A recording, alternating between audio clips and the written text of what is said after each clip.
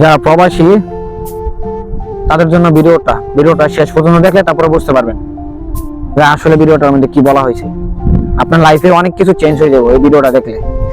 তো আসলে বিষয়টা হচ্ছে যারা যারা প্রবাসে আছেন তাদেরকে একটা কথাই বলি, এখনো সময় আছে, টাকা সেভ করুন। যদি আপনি টাকা সেভ করতে না পারেন তাহলে আপনার লাইফে বহুত বড় পস্তাইতে হইব। এখন আপনি বিদেশ আছে, এখন আপনার শক্তি আছে, আপনি এখন ইয়াং, আপনি এখন টাকা ইনকাম করতে পারতেছেন, কিন্তু ভবিষ্যতে একদিন ইনকাম করতে পারবেন না। আপনি টাকা পয়সা অনেকে কি করে জানেন, অনেকে টাকা পয়সা ব্যাংকে জমা রাখে। আসলে ব্যাংকে জমা রাখে আপনি টাকা পয়সা কোনো মূল্য পাইতেন না।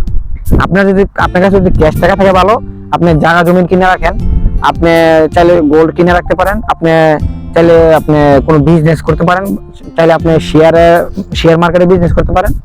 দেখেন আপনার টাকা পয়সা দিয়া ব্যাংকওয়ালারা কি করতেছে, ইনকাম করতেছে, আপনি কিন্তু সেখানে লাভ হইতেছে না, আপনি অযথা ব্যাংকে টাকাগুলো ফেলা রাখতেছেন।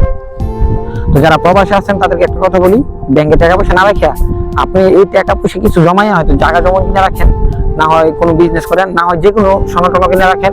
যেটা কিনে রাখলে আসলে আপনি আর সবচেয়ে বেশি আপনি উপকৃত হবেন, আপনি লাভ পাইবেন। আপনি এইভাবে টাকা পয়সা ব্যাংকে জমা রাখিয়া আপনি যে কোনো একটা কিছু করেন। ব্যাংকে যদি আপনার টাকা থাকে, আপনি টাকা উঠাইলেন এখনই আপনি টাকা উঠাই আপনি কাজে লাগান, আর তাহলে ভবিষ্যতে আপনার বহুত বড় পস্তাতে হইব আর বহুত বড় বিপদে পড়বে। এই যে এখন আপনি যদি ব্যাংকে ফর এক্সাম্পল আপনি ব্যাংকে 10 লক্ষ টাকা রাখছেন, এই 10 লক্ষ টাকা আপনি 10 বছর পরে শুধু 5 লক্ষ টাকার মূল্য হবে, এটার মূল্য বাড়বে না, টাকার মূল্য কমে যাবে।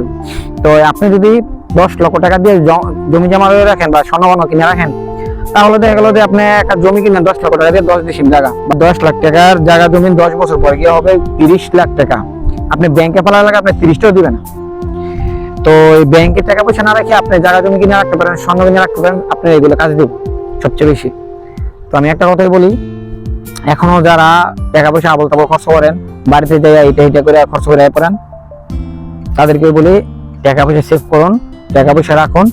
আপনার লাইফে কিছু করতে হলে জমি জমা কিনুন, স্বর্ণ কিনুন, অনেক কিছুই আছে, শেয়ার মার্কেট অনেক কিছুই আপনি ইনভেস্ট করুন। টাকা পয়সা দিয়ে আপনি অনেক কিছু ইনভেস্ট করুন, কাজে দিব। টাকা পয়সা কাজে লাগায় রাখেন, ব্যাংকে না ফেলাইয়া।